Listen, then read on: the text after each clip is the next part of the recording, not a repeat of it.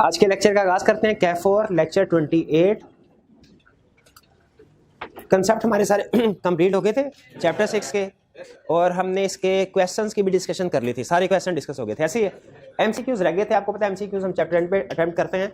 MCQs की discussion होगी आज सिर्फ, ठीक है। इसके अलावा कोई चीज़ आज की असाइनमेंट भी कोई नहीं है, ठीक है। कल आपका टेस्ट डिस्ट्रीब्यूट हो जाएगा और उसकी डिस्कशन भी हम कल के लेक्चर में कर लेंगे, और फिर कल ही इंशाल्लाह हम नया चैप्टर भी स्टार्ट करेंगे, ठीक है जी। असेसमेंट का सिलेबस वो हमने शेयर नहीं किया। 4, 5 और 6, 4, 5 और 6 है। चैप्टर 4, चैप्टर 5, चैप्टर 6, क्योंकि चैप्टर 6 कंप्लीट हो गया ना, ठीक है। चैप्टर 6 कंप्लीट हो गया तो 4, 5 और 6 से 3 चैप्टर्स हो गए। चलिए स्टार्ट करते हैं अब हम एमसीक्यूज। आप लोगों ने उम्मीद है अटेम्प्ट किए होंगे। जिन एमसीक्यूज में प्रॉब्लम आई हो वो आप पूछ लीजिएगा, वन बाय वन डिस्कशन करते हैं। सबसे पहले सेलेक्ट द मोस्ट अप्रोप्रिएट। ये आपको पता ही है मोस्ट अप्रोप्रिएट का मतलब क्या होता है। डायरेक्ट क्वेश्चन से स्टार्ट करते हैं। Contract is said to be perform when. Contract उस वक्त परफॉर्म होता है कब? When one party fulfil his promise. कब? Both promisors perform their respective promises. Yes, बिल्कुल। Law dispense with performance. Dispense with का मतलब है कि लॉ कह दे कि आपने इसको परफॉर्म नहीं करना। जैसे समटाइम किसी कॉन्ट्रैक्ट के ऊपर लॉ पाबंदी लगा, इलीगल कर देता है, बैन कर देता है किसी को, ठीक है, तो उसको भी हम परफॉर्मेंस ऑफ कॉन्ट्रैक्ट नहीं कहते। और one of the promisor makes attempted performance, नहीं, इसमें भी कॉन्ट्रैक्ट परफॉर्म। अच्छा, एक टर्म ज़हन में रखिएगा, एक टर्म होती है discharge of contract. Discharge of contract का मतलब है कॉन्ट्रैक्ट खत्म हो गया, कॉन्ट्रैक्ट खत्म हो गया। इसके डिफरेंट मोड्स हैं, ठीक है, इसके डिफरेंट मोड्स हैं। नेक्स्ट चैप्टर में हम स्टडी करेंगे। एक है अगर कॉन्ट्रैक्ट परफॉर्म हो जाए, ये है good and. Discharge of contract का मतलब एंड ऑफ द कॉन्ट्रैक्ट। एक एंड है गुड एंड। गुड एंड क्या होता है? कॉन्ट्रैक्ट परफॉर्म हो जाए। एक होता है बैड एंड, वो क्या है? Not breach of the contract. और भी तरीके हैं कॉन्ट्रैक्ट डिस्चार्ज होने के, हर एक अल्लाह ने अलग-अलग नाम दिया हुआ है, ठीक है। लेकिन परफॉर्मेंस ऑफ द कॉन्ट्रैक्ट और है, ब्रीच ऑफ द कॉन्ट्रैक्ट और चीज है। और इसी तरह समटाइम ऐसा होता है कि लॉ कोई ऐसा अनाउंसमेंट कर देता है जिसकी वजह से अब वो कॉन्ट्रैक्ट परफॉर्म नहीं हो सकता। जैसे लॉ राइस का एग्रीमेंट हुआ था, लॉ ने कहा जी राइस की ट्रेड अब इलीगल आज से। क्या जो राइस के एग्रीमेंट पहले हुए परफॉर्म होंगे? कॉन्ट्रैक्ट डिस्चार्ज हो गया। लेकिन क्या इसे हम ये कहेंगे परफॉर्मेंस ऑफ द कॉन्ट्रैक्ट? क्या इसे ये कहेंगे ब्रीच ऑफ द कॉन्ट्रैक्ट? कि एक पार्टी नहीं, इसे ब्रीच ऑफ द, लेकिन कॉन्ट्रैक्ट तो स्टिल खत्म हो गया, तो इसे डिस्चार्ज ऑफ द कॉन्ट्रैक्ट तो कहेंगे, ठीक है। लेकिन परफॉर्मेंस का मोड नहीं है, ठीक है, ये परफॉर्मेंस नहीं है, ये ब्रीच ऑफ कॉन्ट्रैक्ट भी नहीं है। ये है लॉ ने, यूं कह लीजिए कि by law, discharge by law, ठीक है। और सम टाइम कुछ और भी मोड्स होते हैं। मैं ज्यादा बारीकी में नहीं जाना चाहता, आगे चैप्टर्स में स्टडी करेंगे। फिलहाल सिर्फ इतना ध्यान में रखिए कि discharge of the contract comprehensive term है, जिसका मतलब है कॉन्ट्रैक्ट खत्म हो जाना। इसके डिफरेंट तरीके या डिफरेंट मोड्स हैं, हर एक में अपना अपना इफेक्ट। जैसे परफॉर्मेंस है, ये तो सबसे अच्छी बात है, लेकिन अगर ब्रीच ऑफ कॉन्ट्रैक्ट, इसमें डैमेजेस, पार्टीज जो एग्रीड पार्टी है वो दूसरे से डैमेजेस क्लेम करती है। लेकिन अगर लॉ की वजह से कोई परफॉर्म ना हो, डिस्चार्ज हो, उसमें डैमेजेस भी नहीं मिलेंगे। तो मोड के लिहाज से उसकी आगे इंप्लीकेशन डिफरेंट हो सकते हैं। तो यहां पे कह रहा है परफॉर्म, तो परफॉर्म का मतलब है दोनों पार्टीज अपना काम कर लें। एक पार्टी ने प्रॉमिस फुलफिल किया, दूसरे ने नहीं किया, ये डिस्चार्ज है, सॉरी ये ब्रीच ऑफ कॉन्ट्रैक्ट है। ब्रीच ऑफ कॉन्ट्रैक्ट, इसको हम ये नहीं कहेंगे कॉन्ट्रैक्ट परफॉर्म हुआ।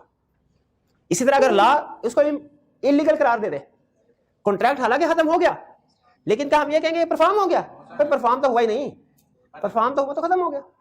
तो ये डिस्चार्ज तो है, परफॉर्मेंस नहीं है। तो उसमें करेक्ट ऑप्शन क्या हुई? बी। क्लियर? चलिए आगे चलते हैं। अच्छा, इसी तरह आगे चलते हुए हो सकता है कुछ एमसीक्यूज इजी हो, लेकिन अगर मुझे लगे कि कोई टर्म समझानी चाहिए मैं आपको समझा दूंगा, क्योंकि आगे शायद हमने किसी चैप्टर में उसको पढ़ना हो। फिलहाल सिर्फ इतना नोट कर लीजिएगा, discharge of contract comprehensive term है, इसके डिफरेंट मोड्स होते हैं। आगे चलते हैं। Next, second, valid tender required. Tender का मतलब तो आपको पता ही है कि जब हम ऑफर करते हैं as per the contract term कि सर जो हमने आपको प्रॉमिस वादा किया था वो पूरा करने के लिए आ गया। अगर अगली पार्टी एक्सेप्ट कर ले, यह है एक्चुअल परफॉर्मेंस, और अगर अगली पार्टी एक्सेप्ट ना करे हमारा प्रॉमिस, टेंडर। कह रहा है valid tender requires to be unconditional. हाँ, अनकंडीशनल होना चाहिए। फौरी इसको सिलेक्ट कर लें। नहीं, पहले सारे देख लें। हाँ, जब कभी all of the above, none of the above, both A and B, either A and B, neither A and nor B, इस तरह के अल्फाज हो ना, तो उस वक्त भी सारी ऑप्शन को पढ़ के फैसला करना है। To be made at proper place and time, बिल्कुल प्रॉपर प्लेस एंड टाइम। और प्रॉपर प्लेस एंड टाइम से क्या मुराद है? जो कॉन्ट्रैक्ट में स्पेसिफाइड है, और अगर स्पेसिफाइड नहीं है रीजनेबल होनी चाहिए। ठीक,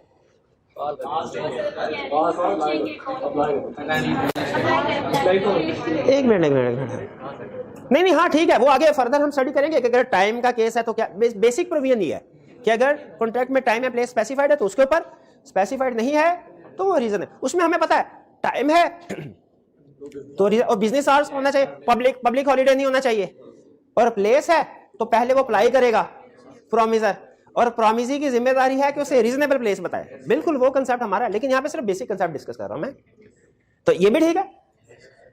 to be made for whole quantity और ऑब्लिगेशन, तो फिर करेक्ट ऑप्शन क्या? हाँ, मोस्ट अप्रोप्रिएट ऑप्शन क्या हुई? करेक्ट तो तीनों ही हैं, करेक्ट। मोस्ट अप्रोप्रिएट क्या हुई? All of the above. Clear, इसमें कोई इशू? चलिए जी आगे करें। ये लंबा चौड़ा क्वेश्चन आ गया जी। कह रहा है mister A agrees to supply 100 bags of tea to mister B at the rate of ₹1000 per bag on a particular date. अच्छा, पर्टिकुलर डेट कहने का मतलब उसका ये है कि कोई स्पेसिफिक डेट होगी, वो हमें उस तरफ लेके नहीं जाना चाह रहा, इसलिए उसने डेट नहीं दी। स्टूडेंट कहने का सर ये तो अनसर्टन है, उसने डेट बताई नहीं, वो जब उसने कह दिया ना पर्टिकुलर डेट, उसका मतलब उसने कहा कि वो डेट स्पेसिफिक है, एग्रीड है, लेकिन चूंकि वो कंसर्न में टेस्ट नहीं कर रहा इसलिए डेट आपको नहीं बता रहा। हमने कहा ठीक है। मिस्टर बी वाज टू पे subsequently after the supply of T, supply of T के बाद पेमेंट करनी थी, साइमल्टेनियसली नहीं करनी थी, बाद में पेमेंट करनी थी। ठीक है, यानी वो ठीक है डिपेंडेंट वाला हो गया ना। चलिए बहरहाल हम उस तरफ नहीं जाते। On due date mister A supplies tea and mister B makes payment. Due date पे ए ने टी सप्लाई कर दी, बी ने पेमेंट कर दी। भाई ऐसा तो आज तक किसी पास्ट पेपर पे क्वेश्चन में नहीं हुआ कि सारी चीजें ठीक ठीक हो जाए। सारी चीजें ठीक है तो फिर लॉ किधर गया है? हर बंदा वैसे जिंदगी गुजारे जैसे गुजारनी चाहिए, तो फिर थाने तो जेलें खत्म, सारी अदालतें फारिग हो गई। ऐसा आज तक नहीं हुआ क्वेश्चन में, इसीलिए मैं आगे पढ़ता हूं, आगे शायद कहानी में कोई ट्विस्ट हो। कह रहा है but if on due date mister A take, अगर mister take contracted quantity of tea to mister B is godown and mister B refuses to accept the delivery, state the legal position. लेकिन कह रहा है ऐसा तो हो गया, अच्छा, लेकिन अगर ऐसा होता कि वो डिलीवरी लेके जाता है, एक्सेप्ट ना करता दूसरी पार्टी, तो लीगल पोजीशन क्या होती? तो लीगल पोजीशन ये होती कि जो प्रॉमिसर है उसके लिए एग्रीमेंट ये वाइडेबल हो गया, वो उसको रिसीड कर सकता है और डैमेजेस क्लेम कर सकता है। ऐसा ही है। उसने कहा first case is attempted performance and second case is voidable contract. Second तो वाइडेबल है, लेकिन फर्स्ट किसको कह रहा है? अच्छा, जो पहले यहां तक हो गया था, यहां उसको फर्स्ट कह रहा है, उसके बाद वाले को सेकंड कह रहा है। ठीक है, फर्स्ट केस इज अटेम्प्टेड, नहीं, फर्स्ट तो एक्चुअल है, ये गलत।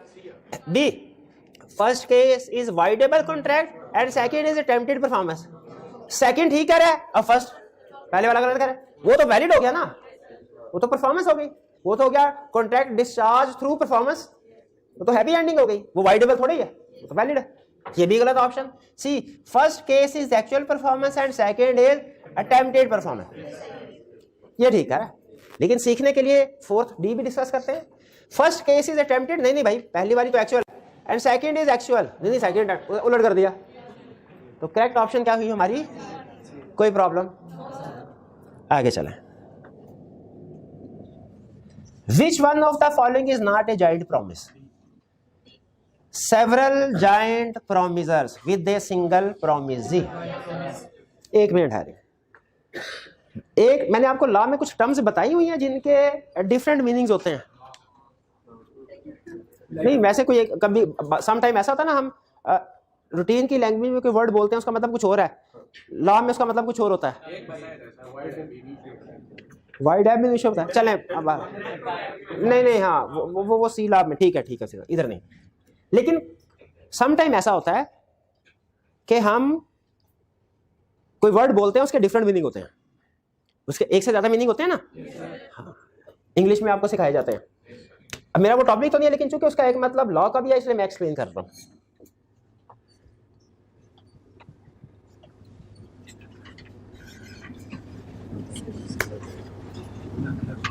सेवरल का मतलब क्या है? सेवरल ही बोलते हैं ना, ज्यादा। स्वेयर से निकला शायद, स्वेयर फीवर। हाँ, इसका मतलब, हाँ एक शदीद, हाँ एक इसका मतलब है मैनी, एक इसका मतलब है क्या बोला भाई ने? शदीद यानी बहुत ज्यादा, स्वेयर फीवर। मैनी और मैनी होता है सेवरल का, नहीं सेवरल का मतलब हाँ शदीद, अगर क्वांटिफाई करें तो उसको मैनी है यहाँ पे जो टर्म यूज हुई है सेवरल जॉइंट प्रोमिजर, इसे क्या मुराद है? मैनी हाँ कई, ये इस कंटेक्स्ट में यूज हुआ है, लेकिन सम टाइम इसका मतलब शदीद भी होता है, बहुत ज्यादा। जैसे सेवरल लाइबिलिटी, मिस्टर ए की लाइबिलिटी सेवरल है, इसका मतलब क्या है? शदीद। वो सारे पैसे अदा करने का पाबंद है, चाहे जितने मर्जी हो, चाहे इसके लिए उसे अपना घर बेचना पड़े, सारे पैसे अदा करने के लिए लायबल है। क्यों? लाइबिलिटी सेवरल है। सेवरल का मतलब समझ, सेवरल का मतलब मैनी, सेवरल का मतलब शदीद। ये कंटेक्स्ट आपको बताएगा कि वो किस मीनिंग में यूज हो रहा है। जैसे इसके कंटेक्स्ट ने हमें बता दिया सेवरल, यहाँ पे शदीद वाली नहीं, वेरी वाली नहीं, मैनी वाली कंटेक्स्ट में। लेकिन अगर किसी जगह कहे joint liability of joint promisor is several, तो हाँ बिल्कुल वो सारे के सारी अमाउंट पे करने के लिए पाबंद होगा। सारी, हमने पढ़ा था, दो प्रोमिसर मिलके कहते हैं हम तुमको 1 लाख रुपया अदा करेंगे, तो वो बैंक किसी एक प्रोमिसर को पकड़ के पूरे पैसे निकलवा सकता है, तो उसकी लाइबिलिटी क्या हुई? सेवरल। यहां पे सेवरल का मतलब क्या है? तो ये नोट कर लें। फिर है एक जॉइंट प्रोमिसर, इसमें भी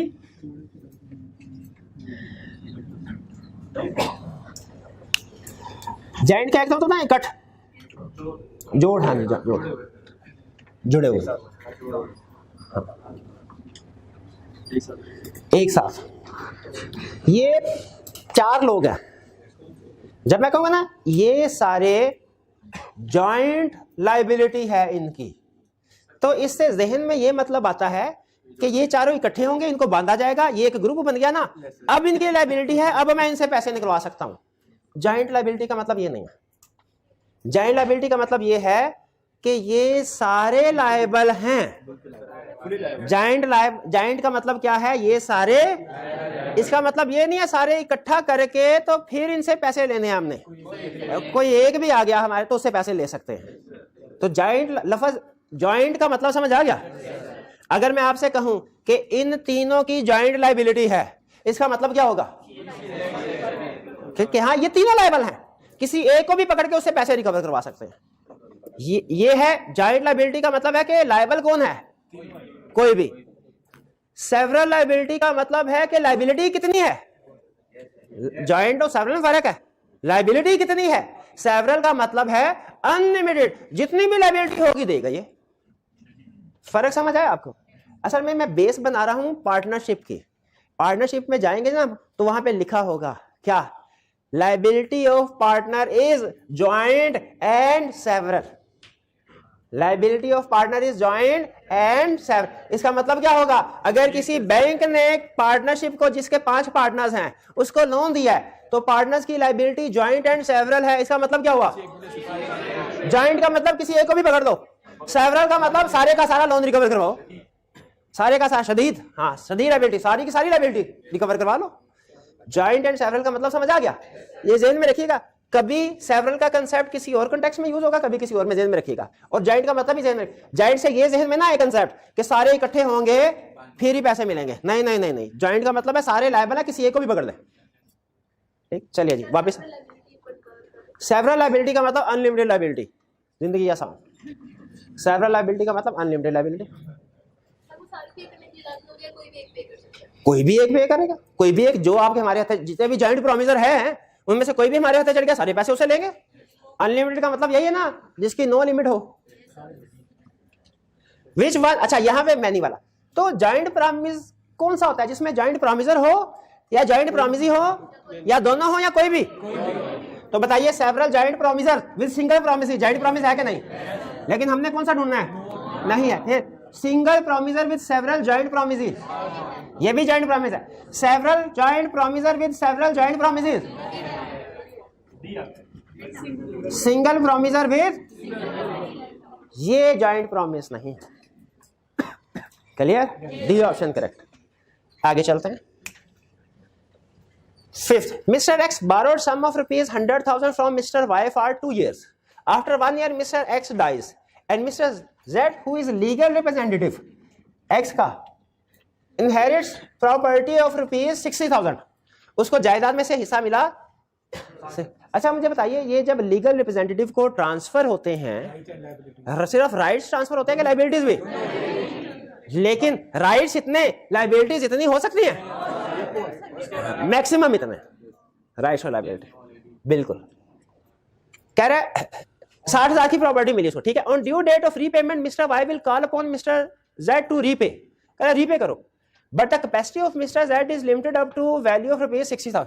लेकिन मिस्टर जेड जो उसके पास सिर्फ 60,000 है, legal Z is liable to pay only 100,000. तो पे नहीं करेगा, उसको मिला ही नहीं है, अपने पल्ले से थोड़ी देगा. Mister Z is liable to pay only rupees 40,000. नहीं लायबल 160,000. 160 तो बनता ही नहीं ना किसी भी तरीके से. हाँ जी, गलती से उसने 160 नहीं, उसने ऑप्शन पूरी कर. करेक्ट ऑप्शन क्या है? ए.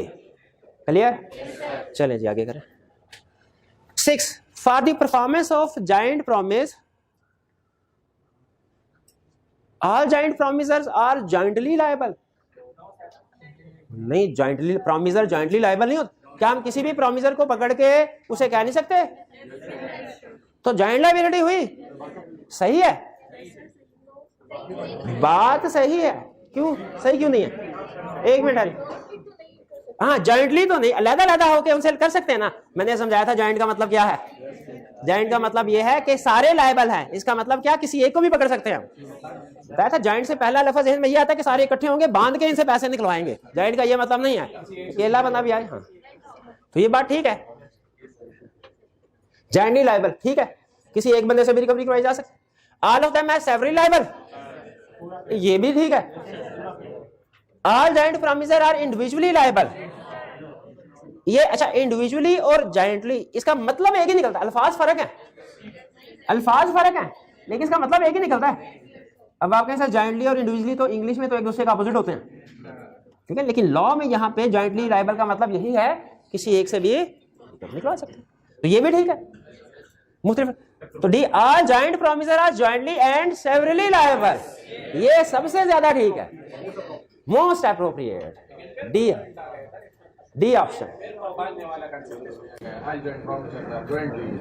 आपने तो कहा इंडिविजुअली भी रहेगा. हाँ उसको अकेले को भी पकड़ सकते हैं, पैसे दे दो हमें.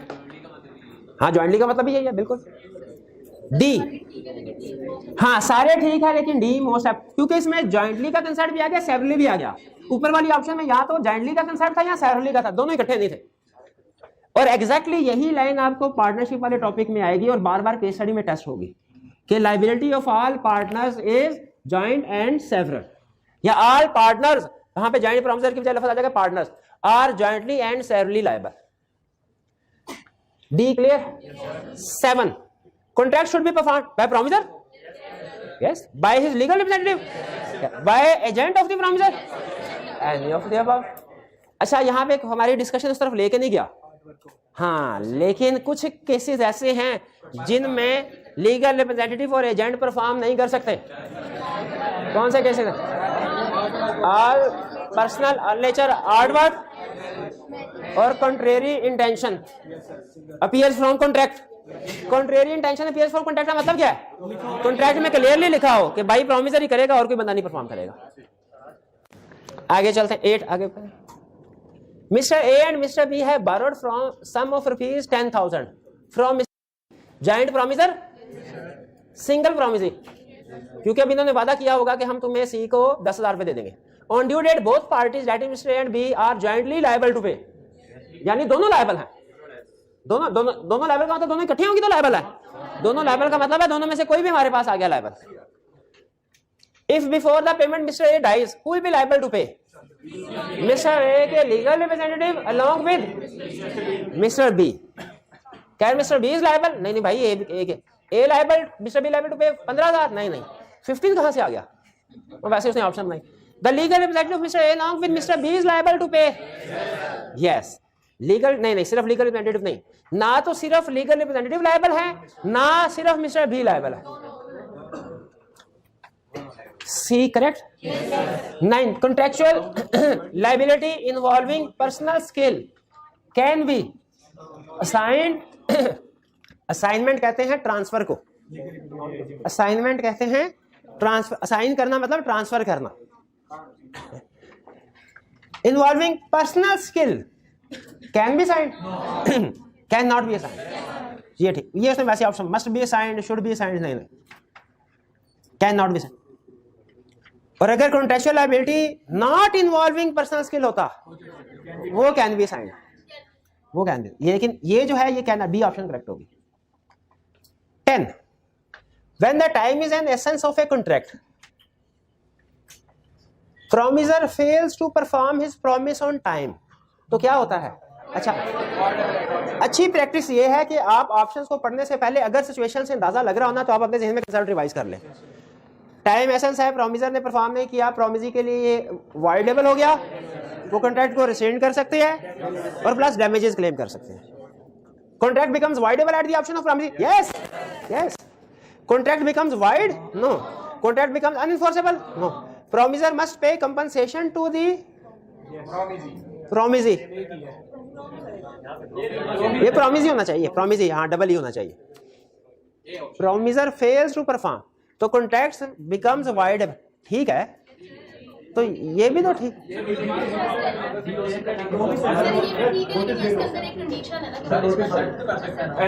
इसके अंदर कंडीशन है, नोटिस होता है टाइम ऑफ एक्सेप्टेंस, लेकिन ये तो उसने परफॉर्म डिलेड परफॉर्मेंस के ऊपर, लेकिन ये तो उसने किया ही नहीं है। तो इसमें मेरा ख्याल है ए और डी, ये तो कंफर्म है ना। लेकिन मैं ये कह रहा हूं कि यहाँ पे टाइम एसेंस है तो उसको कंपनसेशन भी तो मिल,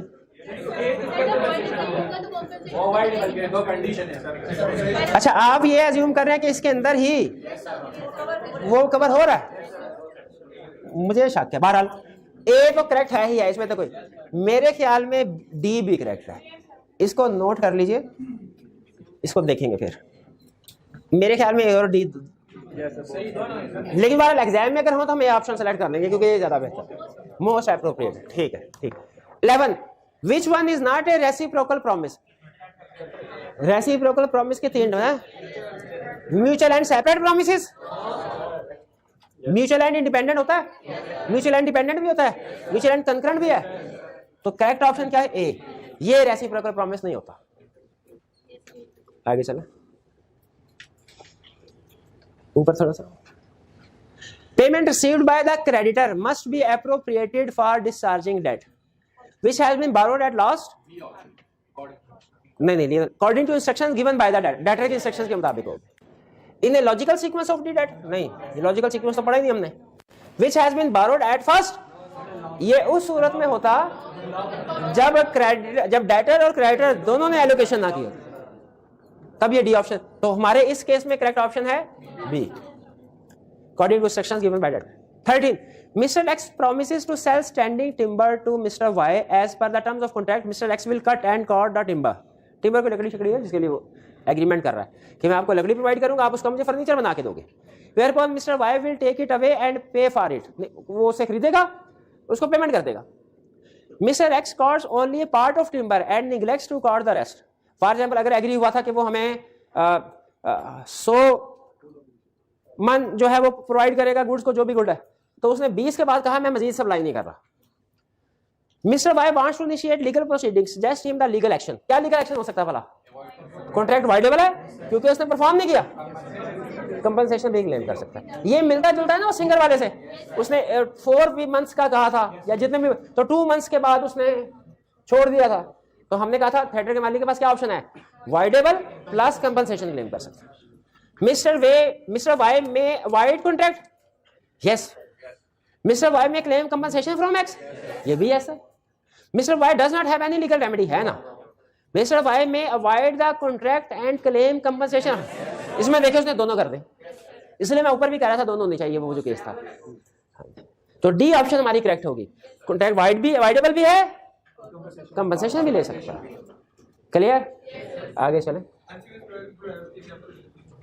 अब नहीं आगे चले, आगे 14 मिस्टर करम। अच्छा इसमें 2 नाम है, मिस्टर करम है और करीम है। जब मैं पहली दफा पढ़ रहा था तो कंफ्यूज हो गया था, आपने दोनों में फर्क ध्यान में रखना है। मिस्टर करम ओव सेवरल डेट्स टू मिस्टर करीम, यानी किसने किसको पैसे देने हैं? मिस्टर करम ने करीम को पैसे, which are of distinct amount and payable on different dates. One of the dates has become time barred which Mr. Kareem cannot legally recover from Mr. Karam. On a particular date, Mr. Karam makes a payment but does not give any instructions. गलती कर दे, instruction नहीं दी. State the legal position with regard to the appropriation of payment. कैसे appropriation होगी? करीम चाहे तो जैसे मर्जी कर ले, टाइम बार्ड की भी रिकवरी कर सकता है। Mr. Kareem has no right to apply this payment for time barred debt. गलत है, राइट उसका कर सकता है। Mr. Karam instruction has to be followed. Instruction दी नहीं तो फॉलो कैसे करे? खुद फोन करके पूछ ले, नहीं नहीं ला ये नहीं कहता। Mister Karim has to obtain courts advice. Mister Karim has a right to apply this payment for time barred. D option correct है।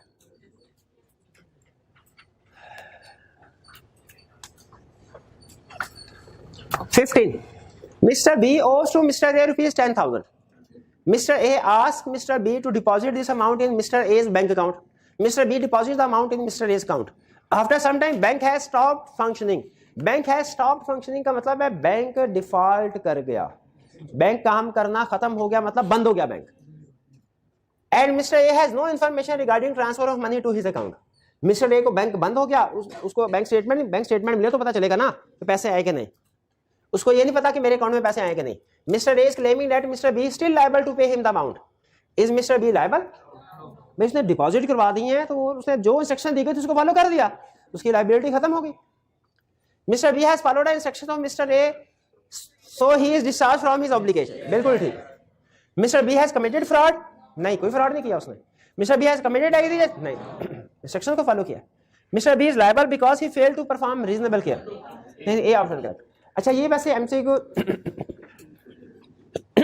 इस चैप्टर से रिलेट नहीं करता, ये निगोशिएबल इंस्ट्रूमेंट का चैप्टर है, किसी हद तक उससे रिलेट करता है। बैंकिंग ट्रांजैक्शन की डिस्कशन वहां पे हुई है, लेकिन कंसेप्ट सिंपल था इसलिए मैंने भी इसको कवर करवा दिया। समझ आ गया ना आपको? भाई उस बंदे के इंस्ट्रक्शंस के मुताबिक अगर मैंने इसको पैसे देने थे, कहता मुझे पैसे नहीं, भाई को पैसे दे दे, मैंने भाई को पैसे दे दिए, ये पैसे लेके भाग गए, क्या मैं लायबल हूं? मैंने तो इनकी इंस्ट्रक्शंस को फॉलो करते हुए पेमेंट कर दी, मेरी लायबिलिटी खत्म है। 16, contract is said to be discharge यानी not needed to be performed by mutual agreement. अब ये भी मोड है। एक तो आपको बताया था ना, डिस्चार्ज ऑफ कॉन्ट्रैक्ट का मोड है परफॉर्मेंस हो जाए, दोनों पार्टीज अपना अपना प्रॉमिस पर। एक है ब्रीच हो जाए, एक पार्टी ने किया प्रॉमिस, एक पार्टी ने किया। एक है बाय लॉ, एक है बाय पार्टीज भी। बाय पार्टीज क्या मतलब? अब मैं आपको एग्जांपल दे रहा हूं, मैंने इनको 1 लाख रुपया देना था, एग्रीमेंट हुआ। अगर मैं इनको 1 लाख रुपया दे देता हूं, यह है बाय परफॉर्मेंस, गुड। अगर मैं इनसे कहता हूं भाई मेरे पास 1 लाख रुपया नहीं, कोई रायत करता है, ये मुझे कहते हैं अच्छा चलो 80,000 दे दो। मैंने 80,000 दिया और 1 लाख की लायबिलिटी सेटल होगी, इन्होंने कहा ठीक है, बाकी 20,000 आपको माफ किया। ये होता है एक्सेप्टेंस ऑफ लेसर अमाउंट। इसको कहते हैं लॉ की लैंग्वेज में रिमिशन या रिमिशन करें, रिमिशन, REMISSION, रिमिशन। रिमिशन का मतलब क्या है? Lesser amount. एक और भी है म्यूचुअल एग्रीमेंट की किस्म, क्या मैं इनको कहा भाईजान मुझे माफ कर दो, मेरे पास तो 1 रुपया भी नहीं है, मेरे पास है, ये कहें अच्छा चले माफ किया। इसको कहते हैं वेवर, फुल वेवर का मतलब फुल वेवर। पार्ट वेवर कहते हैं रिमिशन को। एक और भी ऑप्शन है, मैं इनसे कहूं मैंने आपको 1 लाख रुपया देना है, जरा गौर से सुनिएगा, 1 लाख रुपया देना है, इनसे 1 लाख लेना है, तो मैं साइड पे हो जाता हूं, आप आपस में डायरेक्ट हो जाए, मेरी बजाय इससे पैसे ले लेना, मेरी बजाय इसको पैसे दे देना। अगर मैं निकल जाता, इसको कहते हैं novation. Novation means N for novation, N for नया कॉन्ट्रैक्ट। नोवेशन मींस पुराना कॉन्ट्रैक्ट खत्म और नया कॉन्ट्रैक्ट बन जाएगा, ये भी पॉसिबल है। Old contract is substituted for new contract. और लॉ यहां पे एक क्वेश्चन उठाता है, कहता है मैं निकल गया, अब क्या मेरी कोई लायबिलिटी है? जब नया कॉन्ट्रैक्ट बन गया, पुराना कॉन्ट्रैक्ट खत्म हो गया, मेरी कोई, अगर बाद में इन्होंने इनको पैसे नहीं दिए, मैं जिम्मेदार हूं कि नहीं? नहीं, मैं क्यों? मेरा कॉन्ट्रैक्ट ही खत्म हो गया। ये तो इनको इस पार्टी को एक्सेप्ट करते हुए देखना चाहिए, ये पार्टी इस काबिल है कि नहीं कि इसके साथ कॉन्ट्रैक्ट करो। ठीक है, तो ये जहन में रखिएगा, ये कंसेप्ट समझ आया, नोवेशन वाला, रिमिशन वाला, वेवर वाला, ठीक है, ये आगे चैप्टर में आएंगी टर्म्स। अभी तो आपको सुन के भूल गए, कोई बात नहीं, सुनते रहे भूलते जाए, कोई मसला नहीं है, ये टर्म आगे रिटन फॉर्म में आएगी ना, तब याद कर लीजिएगा। अच्छा, सारा ला ऐसे हो रहा है, ऐसे सारा लाना ऐसे करें, जो चीजें लिखी हुई नोट्स में लिखी हुई आ रही है ना बुक में, उसको याद करते जाएं। जो ऐसी एडिशनल चीजें हैं जो किसी और चैप्टर की, आगे वाले चैप्टर की हैं, उनको चाहे सुन के इग्नोर करते जाएं, वो कोई प्रॉब्लम नहीं। यह कहता है यानी परफॉर्म नहीं करना बाय म्यूचुअल एग्रीमेंट, यानी पार्टीज ने आपस में मिल बैठ के डिसाइड कर लिया। तब जब change in contract is made without free consent of parties, without free consent तो लॉ किसी को एक्सेप्ट ही नहीं करता किसी चीज को। Change in contract is made by one of the parties, नहीं, वन ऑफ द पार्टी है तो म्यूचुअल थोड़ी होगा, म्यूचुअल के लिए दोनों जरूरी है। Old contract is substituted by new contract, यानी ओल्ड कॉन्ट्रैक्ट खत्म, new contract, new contract is substituted by old one, ये गलत। अच्छा, वैसे मैं जब दोनों ऑप्शंस को पढ़ा, मुझे ये कंसेप्ट पता था कि जब नया कॉन्ट्रैक्ट बन जाता ना, पुराना कॉन्ट्रैक्ट खत्म हो जाता, वो परफॉर्म नहीं करना होता। लेकिन ये कंसेप्ट इन दोनों में से किस सेंटेंस से शो हो रहा है, ये मुझे नहीं पता चला था। मुझे, मेरी इंग्लिश थोड़ी जरा वीक है। ओल्ड, मुझे new contract is substituted by old one, मुझे इसका भी ये मतलब लग रहा था कि शायद पुराना कॉन्ट्रैक्ट खत्म और नया कॉन्ट्रैक्ट उसकी जगह आ गया, और old contract is substituted by new, इसका भी यही मतलब लग रहा था। लेकिन आपको पता चल रहा है ना कि old contract is substituted by new contract का मतलब क्या है, पुराने कॉन्ट्रैक्ट की जगह पे, और इसका मतलब क्या है, नए कॉन्ट्रैक्ट की जगह पे पुराना कॉन्ट्रैक्ट। ये तो गलत है, सी ठीक है। आगे चला। Mr. A agreed to supply 100 tons of iron ore to Mr. B on 1st January.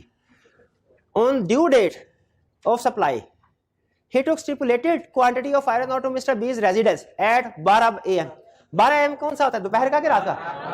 हाँ, रात। और 12 PM दोपहर का। रात के 12 बजे उसके घर ले गया, ट्रक ले गए। This is the case of attempted performance. उसने इनकार कर दिया होगा। This offer of performance or attempted performance is valid? नहीं वैलिड। क्यों वैलिड नहीं है? टाइम भी रीजनेबल नहीं है। अच्छा, अगर कॉन्ट्रैक्ट में टाइम और प्लेस मेंशन नहीं है, फिर भी रीजनेबल नहीं है, क्योंकि टाइम वो कहता है बिजनेस आवर होना चाहिए, बिजनेस आवर दिन के 12 बजे होना चाहिए, और प्लेस रीजनेबल, प्लेस भी रीजनेबल नहीं है, बिजनेस प्लेस होनी चाहिए, और उसे बल्कि पूछना चाहिए था, अप्लाई करना चाहिए। तो उसमें करेक्ट ऑप्शन क्या हुई? इनवैलिड है। बी और डी में क्या फर्क है? डी में एक चीज बताइए टाइम, और बी में प्लेस और टाइम दोनों ही रीजनेबल, तो बी ऑप्शन करेक्ट है। 18 acceptance of A laser performance by promisee, इसका नाम क्या बताया था वाला? रिमिशन। शाबाश, बिल्कुल ठीक है, ये वैलिड है, वैलिड है, C option correct.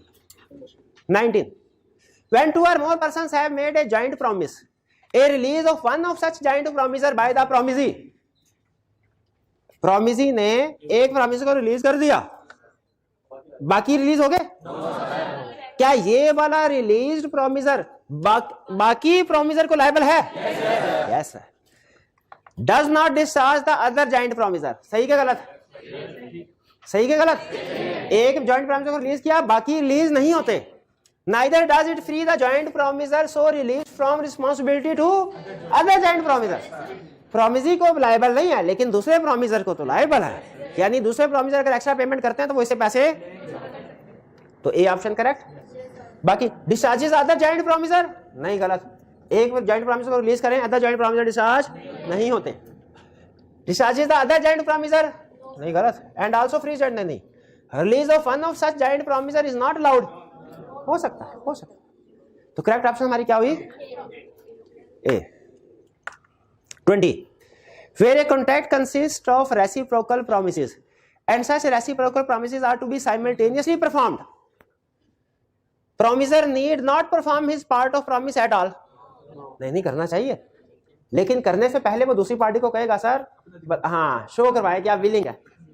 B, promiser need not perform his part of promise unless promisee is ready and willing to perform his reciprocal. ठीक है। B, promiser has to complete promise to perform his promise first. नहीं, वो तो dependent हो जाएगा ना। There is not valid contract between parties, नहीं valid contract है, तो करेक्ट ऑप्शन हमारी क्या हुई? B. 21. Which one of the following statement is incorrect regarding the time of performance? Where time is of the incorrect statement ढूंढनी है. Time is of the essence of a contract. A slight delay shall not allow the agreed party the right to terminate a contract. जब time essence होना तो थोड़ा सा भी delay हो जाए, टाइम एसेंस है, थोड़ा सा भी 1-2 दिन का भी डिले चाहे हो जाए, बर्थडे गई। अच्छा यहाँ पे स्लाइड का उसने नहीं बताया, कोई स्टूडेंट कह रहा है सर हो सकता है सेकंड्स का फर्क हो, स्लाइड कोई कह रहा हो सकता है मिनट का फर्क हो, तो हमें चूंकि मेंशन नहीं किया, अब से फिर बाकी की स्टेटमेंट देख लेते हैं। अगर बाकी की स्टेटमेंट में से कोई ज्यादा बेहतर हुई तो उसको सिलेक्ट कर लेंगे, वरना हम स्लाइड डिले को भी कहेंगे है तो डिले ही, और टाइम एसेंस हो तो स्लाइड डिले भी नहीं होना चाहिए। B, where the contract does not provide that performance must be completed by a certain date, parties must perform their respective obligation within a reasonable time. जब contract में time mention नहीं है, reasonable time होना चाहिए। Agree, correct है, तो हमने तो इनकरेक्ट ढूंढने थे। C, parties can mutually decide whether the time is the essence of the contract or not. Decide कर सकते हैं म्यूचुअली, ये भी करेक्ट हो गई, हमने तो इनकरेक्ट ढूंढनी थी। D, time shall be of the essence of the contract where the subject matter of the contract indicates that time shall be of the essence, यानी नेचर ऑफ द कॉन्ट्रैक्ट है, तो B seat तीनों ठीक है। उसने slide का लफ्ज डाल के हमें कंफ्यूज करने की कोशिश की, ये लफ्ज वैसे नहीं होना चाहिए था, डिले का वर्ड सिर्फ होना चाहिए था। 22, when 2 or more persons have made a joint promise, then unless a contrary intention appears from the contract, the promise shall be performed during their joint lives by, promise कौन, any of the joint promiser, by majority of joint promiser, by all of them jointly, by any of the above ways. अगर agreement में कुछ भी नहीं लिखा हुआ, मुझे बताइए जॉइंट प्रॉमिसर एग्री किया, एग्रीमेंट में कुछ भी नहीं लिखा हुआ, तो परफॉर्म किसको करना चाहिए? एक मिनट है, प्रॉमिसी के पॉइंट ऑफ व्यू से नहीं, प्रॉमिसर के पॉइंट ऑफ व्यू से सोचना। प्रॉमिसर के पॉइंट ऑफ व्यू से अगर वादा किया हुआ है, किसने परफॉर्म करना है? मैंने 1 लाख, हमने 4 लोगों ने बैंक से 1 लाख का लोन लिया, हमारे बैंक के पॉइंट ऑफ व्यू से सोचेंगे, बैंक किसी से भी डिमांड कर सकता है, हमारे पॉइंट ऑफ व्यू से सोचे किसने परफॉर्म करना है? सबने मिलके करना। तो इसमें जो बेहतर ऑप्शन है वो by all of them jointly.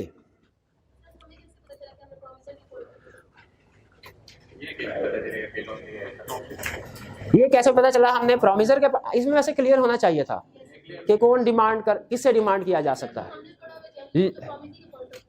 हाँ जी, प्रॉमिसी के पॉइंट ऑफ व्यू से बिल्कुल, हम उस पॉइंट ऑफ व्यू से any one of the joint promiser correct option है, ठीक है। अगर प्रॉमिसी के पॉइंट ऑफ व्यू से देखें तो ए ऑप्शन है, और अगर प्रॉमिसर के पॉइंट ऑफ व्यू से देखें तो सी है।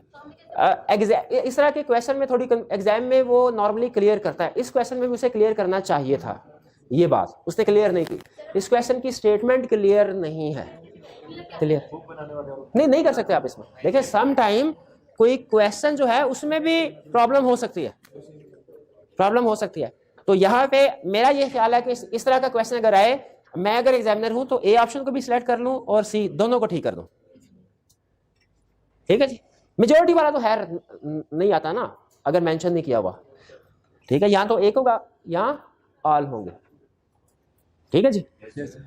आगे चले 23।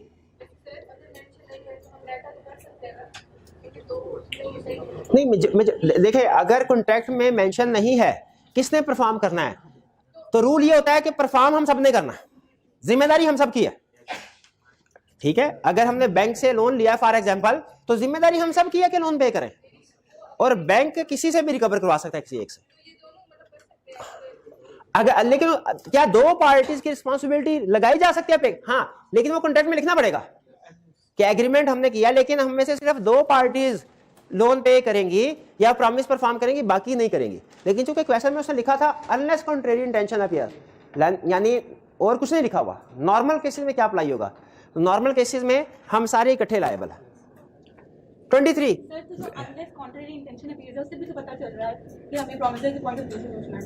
हाँ, क्योंकि कॉन्ट्रैक्ट में लिखा हुआ है तो उसमें प्रॉमिसर के पॉइंट ऑफ व्यू से, लेकिन बहरहाल क्वेश्चन में फिर भी एम्बिग्यूटी है, ज्यादा इसको पढ़ के अंदाजा हमारा प्रोमिसर की तरफ ही जा रहा है, ठीक है, लेकिन उनका पॉइंट भी वैलिड है कि वो प्रोमिसी की सेंस भी निकल रही है। 23 where time for performance is specified in a contract, the performance has to perform without application by promisee. The promiser shall perform after specified time in the contract as per his own choice. Either of the promiser should wait for the application by the promisee and need not perform before that date. एक minute, अगर time mention है तो promisor ने उस time के ऊपर, time place है ना, तो टाइम प्रोमिसर ने तो उसी टाइम पे परफॉर्म करना है, एप्लीकेशन जरूरी नहीं है। ये ठीक है, पूछना जरूरी नहीं है। अगर प्लेस मेंशन ना होती फिर पूछना होता है। टाइम मेंशन नहीं है तो एप्लीकेशन नहीं करने, अप्लाई नहीं करना, पूछना नहीं है, रीजनेबल टाइम पे उसको परफॉर्म करना है। प्लेस मेंशन ना हो फिर एप्लीकेशन करनी होती है। तो यहां पे promisor has to perform without application by promisor. A option correct है।